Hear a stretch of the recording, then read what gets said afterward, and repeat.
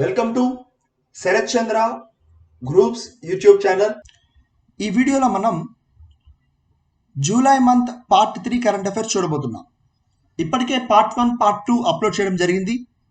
మీరు ఆ వీడియోస్ కూడా చూస్తే కరెంట్ అఫైర్స్ ప్రిపరేషన్లో మీకు కొంతవరకు ఉపయోగపడతాయి అన్నమాట. Question number 1, which of the following country not part of Shanghai Cooperation organisation?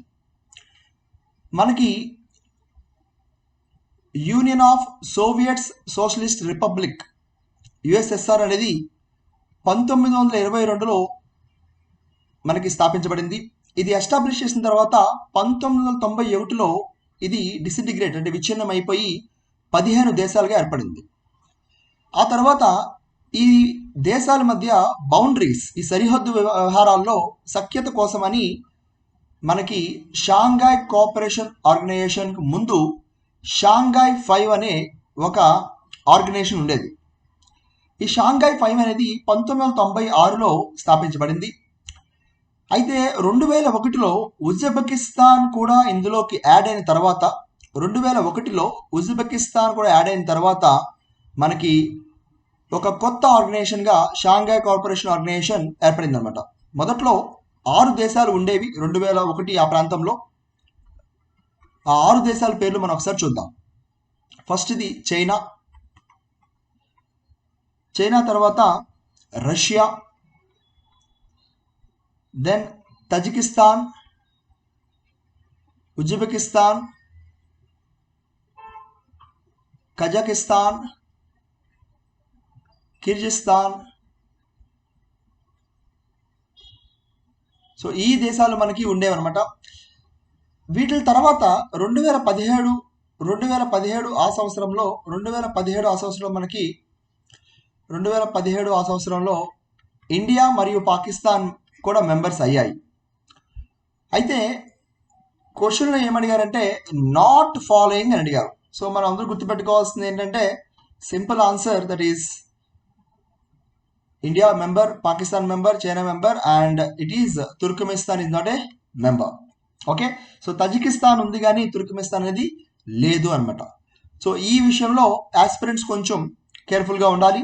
అలాగే మన ప్రీవియస్ వీడియోలో డిస్కస్ చేసుకున్నాము, షాంఘై కోఆపరేషన్ ఆర్గనైజేషన్ ఒక సంస్థ ఉంటుంది, దాన్ని ర్యాట్స్ అంటారు, Regional Anti Terrorism Structure, counter టెర్రరిజంకి ఇది ఉపయోగపడుతూ ఉంటుంది అనమాట. సో ర్యాట్స్ అనేది ఈ కింది వాటిలో దేనికి సంబంధించింది అని అడిగితే అది మనకి షాంఘై కోఆపరేషన్ ఆర్గనైజేషన్ అని తెలుసుకోవాలి.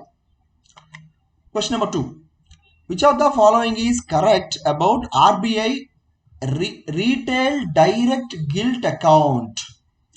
ఈ కాన్సెప్ట్ అర్థం కావాలంటే మనకి అసలు గిల్ట్ అకౌంట్ ఏంటి అనేది ఫస్ట్ అర్థం కావాలి. ఓకే, సో దానికన్నా ముందు ఒక్కసారి బ్రీఫ్గా మనం గవర్నమెంట్ సెక్యూరిటీ అంటే ఏంటి తెలుసుకుందాం. మనకి ఒక బాండ్కి కొన్ని క్యారెక్టర్స్ ఉండాలి.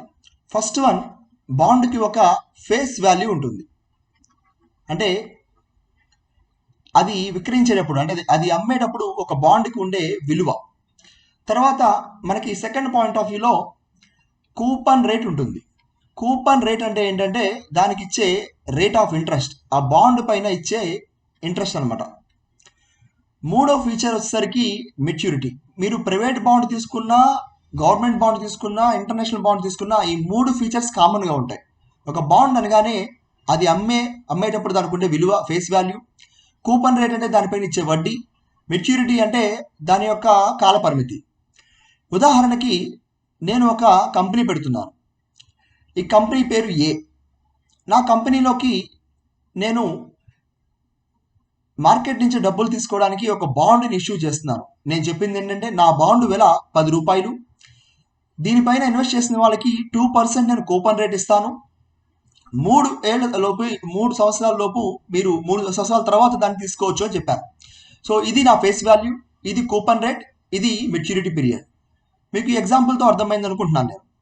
అయితే గవర్నమెంట్ సెక్యూరిటీ అంటే ఏంటంటే గవర్నమెంట్ కూడా మనకి మార్కెట్ నుంచి మనీ అనేది కలెక్ట్ చేసుకుని గవర్నమెంట్ ఇండస్ట్రీస్లో ఇన్వెస్ట్మెంట్ చేయడం కానీ ఇలాంటి పనులు చేస్తూ ఉంటారు. ఈ గవర్నమెంట్ సెక్యూరిటీస్ అనేది 2 రకాలుగా ఉంటాయి. ఒకటి షార్ట్ టర్మ్, మరొకటి లాంగ్ టర్మ్. షార్ట్ టర్మ్ ఇచ్చేదాన్ని ట్రెజరీ బాండ్ అంటారు, లేదా ట్రెజరీ బిల్ అంటారు. లాంగ్ టర్మ్ ఇచ్చేదాన్ని మనకి డేటెడ్ బాండ్ అంటారు. ఓకే, మనం గుర్తుపెట్టుకోవాల్సిన అంశం ఏంటంటే గవర్నమెంట్ ఆఫ్ ఇండియా లేదా కేంద్ర ప్రభుత్వం ఈ 2 బాండ్లు ఇవ్వడానికి అర్హత ఉందన్నమాట. కానీ సెంట్రల్ గవర్నమెంట్ కేవలం డేటెడ్ బాండ్స్ మాత్రమే ఇవ్వగలదు. సార్ రెండింటికి డిఫరెన్స్ ఏంటి అంటే ట్రెజరీ బాండ్స్ అనేవి మీకు లెస్ దాన్ 1 ఇయర్లో మనకి మెచ్యూరిటీ పీరియడ్ ఉంటుంది. అంటే 91 రోజులకి కొన్ని ఉంటాయి, 182 రోజులు కొన్ని ఉంటాయి, 364 రోజులకి ఉంటుందన్నమాట. ఈ లాంగ్ టర్మ్ బాండ్స్ లేదా డేటెడ్ బాండ్స్ అంటే మోర్ దాన్ 1 సంవత్సరం అనేది ఉంటుందన్నమాట మెచ్యూరిటీ పీరియడ్. ఓకేనా? సో ఇప్పుడు మనకి బాండ్ బేసిక్ అర్థమైంది. గవర్నమెంట్ సెక్యూరిటీస్ 2 రకాలు తెలిసింది. ట్రెజరీ బాండ్ అని తెలిసింది, లాంగ్ టర్మ్ బాండ్స్ తెలిసింది. షార్ట్ టర్మ్ బాండ్స్ అదే ట్రెజరీ బిల్ అని, long term bonds more than 1 year తెలిసింది. ట్రెజరీ బిల్స్ 91 రోజులకి, 182 రోజులకి, 364 రోజులకి ఇస్తారని తెలిసింది. అలాగే డేటెడ్ బాండ్స్ అంటే మోర్ దాన్ 1 ఇయర్ ఇస్తారని తెలిసింది. మరొక పాయింట్ ఏం తెలుసుకున్నామంటే గవర్నమెంట్ ఆఫ్ ఇండియా ఈ షార్ట్ టర్మ్ బాండ్స్ అలాగే లాంగ్ టర్మ్ బాండ్స్ ఇవ్వడానికి అర్హత కలిగింది. కానీ స్టేట్ గవర్నమెంట్ మాత్రం కేవలం డేటెడ్ బాండ్స్ మాత్రమే ఇవ్వగలదని తెలుసుకున్నాం. అయితే ఆర్బీఐ ఈ గవర్నమెంట్ సెక్యూరిటీస్ని తరచుగా కొంటూ అమ్ముతూ ఉంటుంది. అది ఓపెన్ మార్కెట్ ఆపరేషన్స్ అని మనకు తెలుస్తాయి. తర్వాత కమింగ్ ఎంసీక్యూస్లో తదుపరి రోజుల్లో మనం వీటి గురించి తెలుసుకుందాము. అయితే ఆర్బీఐ ఈ గవర్నమెంట్ సెక్యూరిటీస్ కొనడానికి అమ్మడానికి గవర్నమెంట్ ఆఫ్ ఇండియాకి మనకి సహాయం చేస్తూ ఉంటుంది.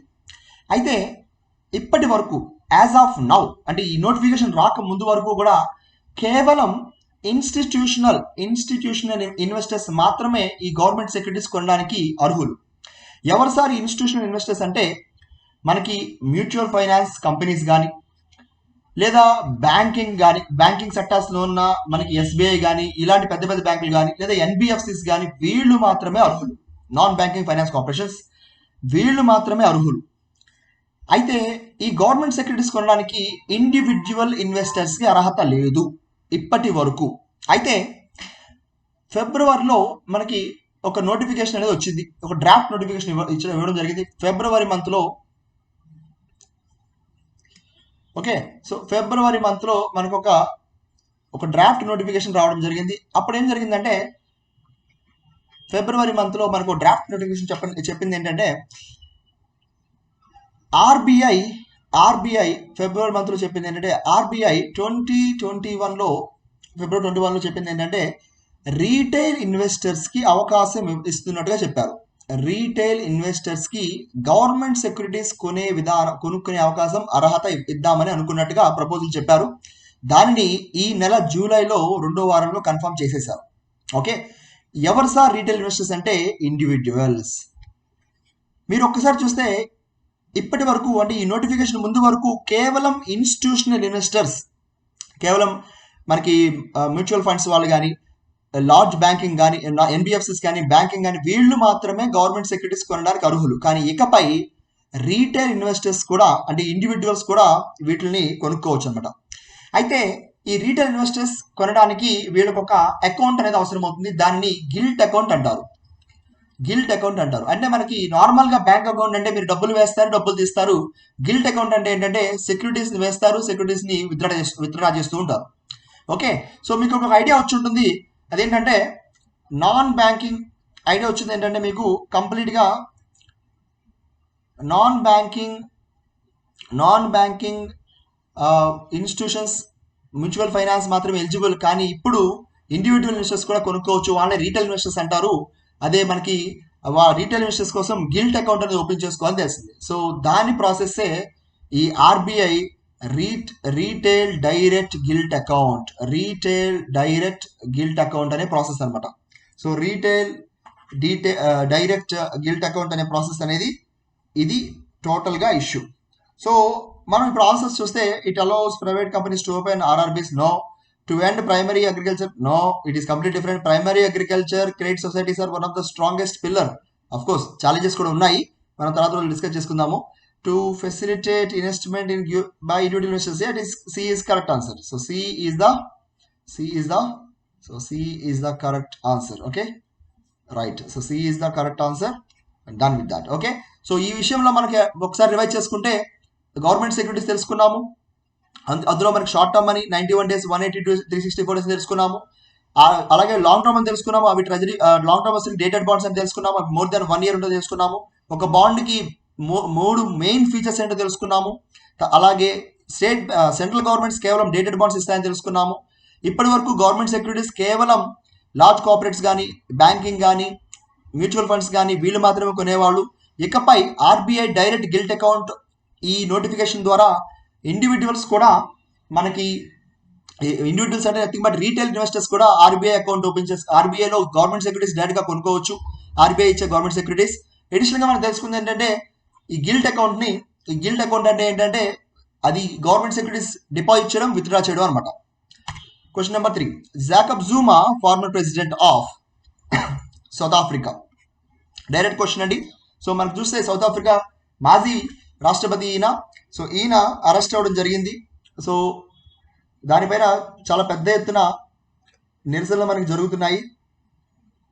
So president of South Africa, ex president of South Africa అంటే ఇట్స్ జాకబ్ జూమా అండి. ప్రస్తుతానికి మనకి ఎవరు ప్రెసిడెంట్గా ఉన్నారంటే సౌత్ ఆఫ్రికాలో it is Cyril Ramaphosa is the president right now. So apart from that one we have to understand మనకి South Africa capital 3 capitals ఉంటాయండి.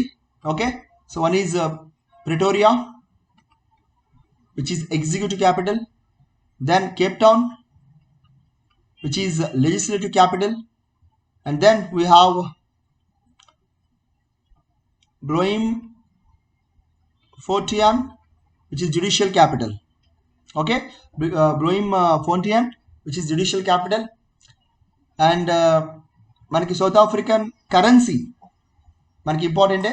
So just South African currency కూడా మనం అంటే మనకి ఒకవేళ కరెంట్ అఫైర్స్ పాయింట్ ఆఫ్ వ్యూలో countries and capital అనేది చాలా ఎగ్జామ్స్లో మనకి ఈజీగా వస్తూ ఉంటుంది. So just South African currency కూడా మనం తెలుసుకోవాలి. That is South African rand is a currency, right?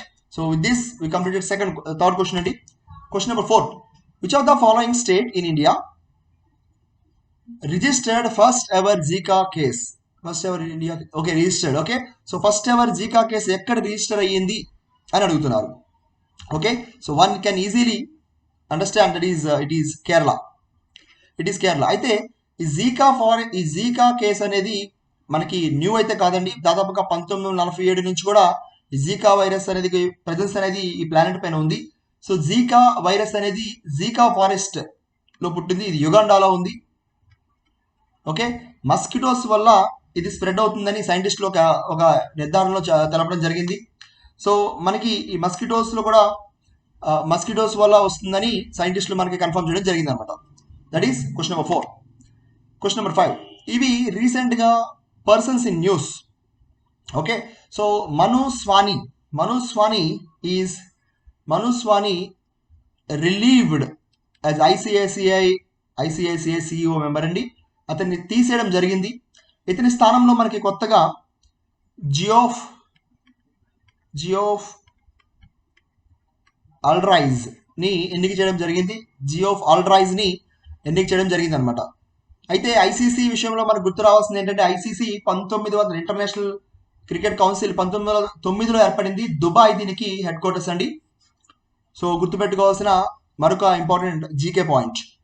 Nepal new prime మినిస్టర్గా షేర్ బహదూర్ దేబోవాని ఎన్నికడం జరిగింది. ఇదివరకు కేపీ శర్మ ఓయిలీ మనకి బాగా ఫేమస్.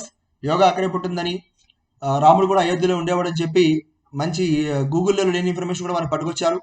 చాలా famous KP Sharma Oli. So ఆయన ఇంటికి వెళ్ళి రెస్ట్ తీసుకుంటున్నారు. సో ప్రస్తుతానికి Sher Bahadur Deuba going to became prime minister for Nepal. Next, Isaac Herzog became the new president for Israel అండి. So previously we have Reverend Rivlin is the previous president అండి. ఇప్పుడు Isaac హెర్జాగ్ అనే వ్యక్తి అనే పర్సన్ మనకి ఎన్నికవడం జరిగింది. వినయ్ ప్రకాష్ ట్విట్టర్కి గ్రీవియన్స్ రిడ్రెసల్ ఆఫీసర్గా ఎన్నికయ్యారు. మనకి social media ethics code, new digital ethics code వచ్చిన తర్వాత ఏం చెప్పారంటే సోషల్ మీడియా ప్లాట్ఫామ్స్ని మనకి సిగ్నిఫికెంట్ సోషల్ మీడియాగా నార్మల్ సోషల్ మీడియాగా డివైడ్ చేశారు. సిగ్నిఫికెంట్ సోషల్ మీడియా అంటే ఏ సోషల్ మీడియాకి అయితే 50 లక్షల కన్నా ఎక్కువ యూజర్స్ ఉంటారో దాన్ని సిగ్నిఫికెంట్ సోషల్ మీడియా ప్లాట్ఫామ్గా పరిగణించారు. ఎవరైతే ఈ కేటగిరీలోకి వస్తారో, సిగ్నిఫికెంట్ సోషల్ మీడియా కేటగిరీలోకి వస్తారో వాళ్ళు ఖచ్చితంగా గ్రీవియన్స్ రిడ్రెసల్ ఆఫీసర్ని మెయింటైన్ చేయాలి. ఈ గ్రీవియన్స్ రిడ్రెసల్ ఆఫీసర్ భారత ఇన్వెస్టిగేషన్ వింగ్స్కి అతను ఎప్పుడు కూడా ఆన్సరబుల్గా ఉండాలి. 24/7 యాక్సెసిబుల్గా ఉంటూ కావాల్సిన ఇన్ఫర్మేషన్ కూడా ఇస్తూ ఉండాలి. ట్విట్టర్ ఫస్ట్ అపాయింట్ చేయను అంది. హవెవర్ ఖచ్చితంగా everyone in India should follow law of the land. మన భారతదేశంలో ఉన్నప్పుడు భారత భూమి పైన ఉన్న చట్టాలని ఖచ్చితంగా ఫాలో కావాలి కాబట్టి సో వినయ్ ప్రకాష్ని అపాయింట్ చేశారు ట్విట్టర్ వాళ్ళు. So all of the above is correct అండి. Then question number 6, who among the following heads delimitation commission అనేది ఈ మధ్య కాలంలో జమ్మూ అండ్ కాశ్మీర్లో మనకి పర్యటించింది. సో ఈ ప్రకారం మనకి డీలిమిటేషన్ కమిషన్ అనే పదం వార్తల్లో బాగా నిలిచింది. అయితే డీలిమిటేషన్ కమిషన్ గురించి మనం కొన్ని ఫ్యాక్ట్స్ తెలుసుకోవాలి. ఏంటంటే భారత జనాభాని ప్రతి 10 సంవత్సరాలు లెక్కించిన తర్వాత నియోజకవర్గాలను కూడా మళ్ళీ పునర్సమీక్షించిన తర్వాత కొత్త నియోజకవర్గాల్ని ఏర్పాటు చేస్తారు. సో వాళ్ళు మనకి నియోజకవర్గాల్ని మళ్ళీ బౌండరీస్తో సహా మళ్ళీ ఏర్పాటు చేస్తూ ఉంటారు. ఈ డీలిమిటేషన్ కమిషన్ అనేది మనకి రాజ్యాంగబద్ధంగా ఆర్టికల్ 82 ద్వారా ఏర్పడుతుంది. ఆర్టికల్ 82 ద్వారా ఏర్పడుతూ ఉంటుంది. ఇప్పటి వరకు నేషనల్ లెవెల్లో అంటే కేంద్రం నియమించిన వాటిలో 4 డీలిమిటేషన్ కమిషన్స్ మనకి ఏర్పడ్డాయి. మొదటిది 1952, రెండోది 1963, మూడవది 1972 అండ్ ఆఖరిది 2002. 2002 తర్వాత 86వ కాన్స్టిట్యూషన్ అమెండ్మెంట్ తీసుకువచ్చి అంటే రాజ్యాంగ సవరణ తీసుకువచ్చి మనకి ఈ యొక్క డీలిమిటేషన్ ప్రాసెస్ మొత్తాన్ని కూడా ఫ్రీజ్ చేయడం జరిగింది. 2026 వరకు జనాభా లెక్కల మీద ఆధారపడి డీలిమిటేషన్ చేయరు. 26 తర్వాతే మళ్ళీ మనకి ఈ నియోజకవర్గాలన్నింటిలో కూడా మళ్ళీ సమీక్షించి కొత్త నియోజకవర్గాన్ని ప్రకటించడం జరుగుతుంది అన్నమాట. ఇది పాపులేషన్ కంట్రోల్ చేసే మెజర్కి భాగంగా చెప్తారు. అయితే ఈ డీలిమిటేషన్ కమిషన్ ఎవరు చైర్పర్సన్గా ఉంటారంటే it is retired judge of supreme court. Okay, retired judge of supreme court అనేది మనకి ఉంటారనమాట. ఓకే, సో ఇది మనం తెలుసుకోవాల్సిన కాన్స్టిట్యూషన్ ఇన్ఫర్మేషన్ అలాగే బేసిక్ ఇన్ఫర్మేషన్. క్వశ్చన్ నెంబర్ 7, ఇది కూడా ఒక్కొక్క క్వశ్చన్ చేసుకుంటూ వెళ్తే క్వశ్చన్స్ ఎక్కువ అవుతాయి కానీ నాకు కంటెంట్ ఎక్కువ కవర్ అవ్వదండి. సో ఒకే దాంట్లో మనం ఫిల్ చేసుకున్నాము. 11th July old population day మనకి నిర్వహించుకున్నాము. అయితే ఓల్డ్ పాపులేషన్ డే మనకి 11th జూలై జరుపుకున్నాం కాబట్టి దాని థీమ్ ఏంటి, అలాగే ఎప్పుడు స్టార్ట్ అయింది? 1990లో యునైటెడ్ నేషన్ జనరల్ అసెంబ్లీ మనకి ఓల్డ్ పాపులేషన్ డేకి పాపులేషన్ అవేర్నెస్ పెంచడం కోసం, కంట్రోల్ అలాగే వాటి యొక్క హార్మ్ఫుల్ ఎఫెక్ట్స్, పాపులేషన్ పెరుగుతూ ఉంటే ఎన్వైరన్మెంట్ ఎలా ఉంటుంది, వీటిపైన అవేర్నెస్ తీసుకురావడం కోసం మనం నిర్వహించుకోవడం మొదలుపెట్టాము. అయితే ఈ సంవత్సరం 2021 థీమ్ ఏంటంటే impact of COVID-19 pandemic on fertility.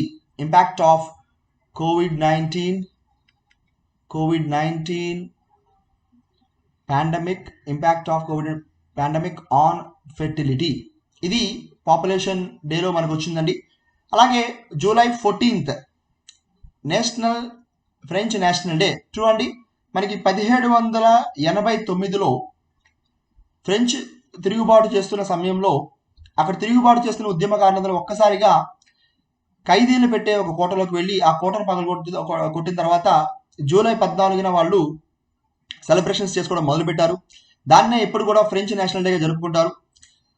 అయితే మనం ప్రీవియస్ సెషన్స్లో చూసినట్టుగా అమెరికన్ ఇండిపెండెన్స్ జూలై 4th చెప్పాను. అప్పుడు అమెరికన్ కాన్స్టిట్యూషన్ నుంచి ఏం తెచ్చుకున్నాము, మనం ఎలాంటి ప్రిన్సిపల్స్ తెచ్చుకున్నామో చెప్పుకున్నాము మన కాన్స్టిట్యూషన్లోకి. అలాగే ఫ్రాన్స్ నుంచి కూడా మనం ఈ రిపబ్లిక్ అనే కాన్సెప్ట్ కానీ అలాగే జస్టిస్, లిబర్టీ అండ్ ఫెటర్నిటీ అనే పదాలను మనం తీసుకురావడం జరిగింది అనమాట. సో ఈ పదాలు ఏ కాన్స్టిట్యూషన్ తీసుకొచ్చిందని వేరే మనకి గ్రూప్స్లో కానీ SSC ఎగ్జామ్స్లో కానీ అడిగినప్పుడు కనుక మనం డైరెక్ట్గా ఆన్సర్ చేయొచ్చు. అది ఫ్రాన్స్ కాన్స్టిట్యూషన్ నుంచి అనమాట. అలాగే ఓల్డ్ యూత్ స్కిల్స్ డే అనేది July 15 జరుపుకున్నాము.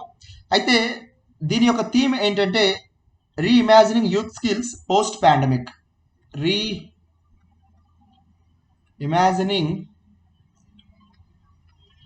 Youth skills post pandemic. So ఇది ఓల్డ్ యూత్ స్కిల్స్ డే యొక్క థీమ్ ఫర్ 2021 అండి. Then world day for international justice అనేది మనకి జూలై 15 మనం చేసుకోవడం జరిగింది.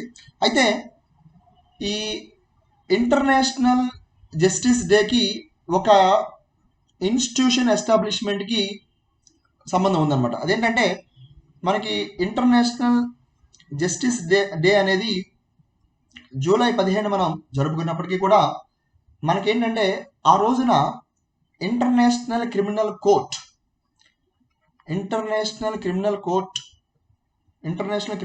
ఎస్టాబ్లిష్మెంట్ అనేది జరిగిందనమాట. సో ఇంటర్నేషనల్ క్రిమినల్ కోర్ట్ అంటే మీకు తెలుసు, that purely works on the Rome statute. మనకి ఇక్కడ డిఫరెన్స్ అనేది తెలుసుకోవాలి. ఒకటి ఐసిసి, మరొకటి ICJ. Okay, International Court of Justice అనేది యుఎన్ ఆధారంగా జరుగుతుంది. ఇది మాత్రం మనకి రోమ్ స్టాట్యూ అనే ఒక ప్రాసెస్ ద్వారా ఆధారంగా జరుగుతుంది, రోమ్ స్టాట్యూ. ఓకే, అలాగే ఇంటర్నేషనల్ కోర్ట్ ఆఫ్ జస్టిస్ అనేది మనకి కేవలం ఇండివిజువల్ కేసెస్ చూస్తే, ఇక్కడ మాత్రం దేశాల మధ్య సమస్యల్ని ఇంటర్నేషనల్ కోర్ట్ ఆఫ్ జస్టిస్ అనేది చూస్తుంది. ఆ తర్వాత ఇంకొక విషయం ఏంటంటే ఇండియా ఇంటర్నేషనల్ కోర్ట్ ఆఫ్ జస్టిస్లో లేదు అండి. వెరాజ్ ఐసీజేలో ఇండియా ఉందండి. ఓకే, బట్ కామానిటీ ఏంటంటే ఐసీసీ అండ్ ఐసీజే రెండు కూడా నెదర్లాండ్స్లోని హేగ్లో మాత్రమే ఉన్నాయి. నెదర్లాండ్స్లోని హేగ్లో మనకి ఉన్నాయన్నమాట. So these are the facts, గుర్తుపెట్టుకోవాల్సిన అంశాలు. అలాగే మనకి థీమ్ వచ్చేసరికి social justice in digital economy. So social justice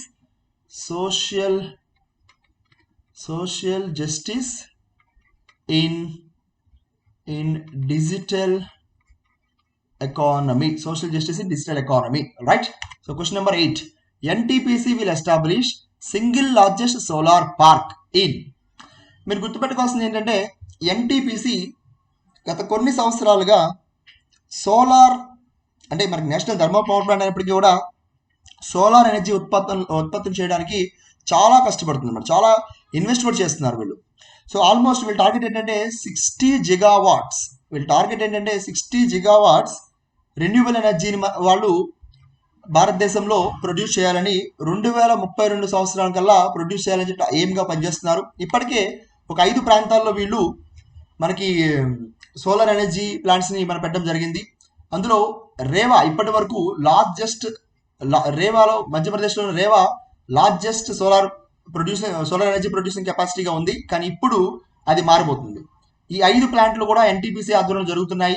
MCQs point of వ్యూలో అడిగే అవకాశం తక్కువ ఉంది. బట్ ఇప్పటి వరకు మాత్రం ఒక క్వశ్చన్ అడిగితే ఎక్స్పెక్ట్ చేయొచ్చు. దట్ ఈస్ ఇప్పటి వరకు మనకి ఎక్కడ హైయెస్ట్ ఎనర్జీ వచ్చిందంటే renewable energy, that is Rewa Madhya Pradesh. అయితే ఇప్పుడు this is going to change అండి. ఫ్యూచర్లో మనకి మారిపోతుంది. ఎందుకంటే 4.75 జిగావాట్స్ కెపాసిటీతో గుజరాత్లో మనకి కొత్తగా స్థాపించబడుతుంది. గుజరాత్లో రాణా ఆఫ్ కచ్ దగ్గర మనకి ఈ ప్రాజెక్ట్ స్టార్ట్ అవబోతుందండి. So that is Gujarat the answer. So next India largest solar park ఎక్కడ పెట్టబోతున్నారంటే గుజరాత్ రాణా ఆఫ్ కచ్. బాగా గుర్తుపెట్టుకోవాల్సిన ముఖ్యమైన కరెంట్ అఫైర్స్ రాణా ఆఫ్ కచ్లో. నెక్స్ట్ క్వశ్చన్ నెంబర్ 9 చూస్తే కనుక ఇవి బుక్స్ అండ్ ఆథర్స్ అండి. రీసెంట్గా వచ్చిన అందరు బుక్స్ అండ్ ఆథర్స్ని మనం కంపైల్ చేసుకున్నాము. సింపుల్గా ఒక MCQస్లో రివైజ్ అయిపోతుంది అనమాట. సో 4th లయన్ అనే బుక్ని డిఫరెంట్ ఎస్సేస్ అంటే ఇవి గోపాలకృష్ణ గాంధీ, స్పెల్లింగ్ మిస్టేక్ ఉందండి ఇక్కడ, గోపాలకృష్ణ గాంధీ ఇక్కడ మనకి ఇవి రాయడం జరిగింది. నెక్స్ట్ లెపార్డ్ డైరీస్ అంటే మన ఇండియాలో ఉన్న లెపార్డ్ వాటి యొక్క పాపులేషన్ గురించి వాటికి సంబంధించి సంజయ్ గుబ్బి అనే ఒక ఆయన మనకి ఈ బుక్ రాయడం జరిగింది. Apart from that we are not others అని కల్కి సుబ్రహ్మణ్యన్ ట్రాన్స్జెండర్స్ యాక్టివిస్ట్ అండి, ఈవిడ చాలా ఫేమస్ రైటర్ కూడా. సో కల్కి సుబ్రహ్మణ్యన్ ట్రాన్స్జెండర్స్ యొక్క స్ట్రగుల్స్ గురించి వాటి గురించి ఈవిడ ఈ బుక్ లో రాయడం జరిగింది. ఆపరేషన్ కుర్కీ అంటే ఏంటంటే మాజీ ఆర్మీ మేజర్ రాజ్పాల్ పున్నయ్య ఈ బుక్ అనేది, అలాగే ధామిని పున్నయ్య ఇద్దరు కలిసి బుక్ రాయడం జరిగింది. ఇందులో ఏంటంటే ముఖ్యంగా the true story behind the Indian army most successful mission of part of యుఎన్తో కలిసి మన యాక్చువల్గా United Nation peace keeping force అని ఉంటుంది. వీళ్ళు శాంతి భద్రతలు ఎక్కడైతే ప్రపంచంలో ఉల్లంఘిస్తూ ఉంటాయో, అలాగే హ్యూమన్ రైట్స్ ఎక్కడ కాపాడాలో ఆ ప్రాంతంలోకి వెళ్ళి వీళ్ళు అక్కడ పర్యవేక్షణ చేస్తూ ఉంటారు. ఈ యునైటెడ్ నేషన్ పీస్ కీపింగ్ ఫోర్స్లో ఇండియన్ ఆర్మీ రోల్ ఎంత, మన సాక్రిఫైస్ ఎంత, మనం పార్టిసిపేట్ చేసిన డిఫరెంట్ వార్స్లో మన సోల్జర్స్ ఎంతమంది ఎలా సఫర్ అయ్యారనే అంశాలపైన ఈ ఆపరేషన్ కుర్కీ అనే పుస్తకం రాయడం జరిగింది. నెక్స్ట్ ల్యాండ్స్కేప్స్ ఆఫ్ లాస్, ఇది మరాఠవాడ రీజియన్లో ఇప్పటికీ కూడా కరువు ప్రాంతంగా ఉంటుందండి. ఇన్ఫ్యాక్ట్ మరాఠవాడలోనే మనకి యవత్మాల్ అని ఒక ఏరియా ఉంటుంది. Farmers suicide capital of the world అంటారు. చాలా మంది రైతులు ఇప్పటికీ ఆత్మహత్యలు చేసుకుంటూ ఉంటారు. ఈ కవిత అయ్యర్ అక్కడున్న పరిస్థితులపైన ఒక పుస్తకం రాయడం జరిగింది అనమాట. ల్యాండ్స్కేప్స్ ఆఫ్ లాస్ అనే పుస్తకం రాయడం జరిగింది. So the story of Indian drought ఈ బుక్ పేరు. So all the above is correct అండి. Question number 10, which ministry recently launched first ever AI based grievance management in India? So first ever grievance management ఎవరు launch చేశారు అంటే it is ministry of defence అండి. దీనికి IIT Kanpur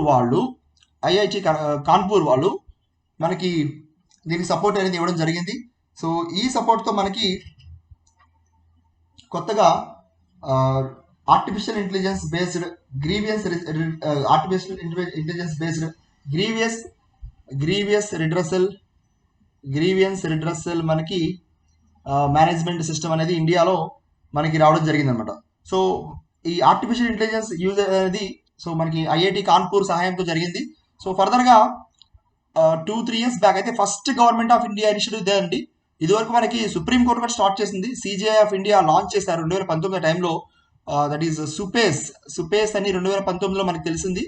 అయితే ఈ సుపేస్లో ఏంటంటే మనకి supreme court portal for assistance in courts efficiency pilot project చాలా తక్కువ పరిధిలో ఉండేది. But for the first time ever highest కొంచెం ఎక్కువ కెపాసిటీతో మనకి గ్రీవియన్స్ రిడ్రెస్ లాంచ్ చేశారు ఇండియాలో ఫస్ట్ కాబట్టి, which is going to be prestigious one అండి. సో ఆర్టిఫిషియల్ ఇంటెలిజెన్స్ యూజ్లో మనం గ్రీవియన్స్ రిడ్రెస్ కూడా చేయొచ్చు, దాని ద్వారా పబ్లిక్ ఎఫిషియన్సీ పెంచుకోవచ్చు అని చెప్పి గ్రూప్ 1 ఎస్ఎస్ రాయడంలో ఉపయోగించుకోవచ్చు అనమాట. సో ఇది part 3 అండి. Then will have one more video with part 4 and then we will have AP issues as usual. And thank you so much. Jai Hind.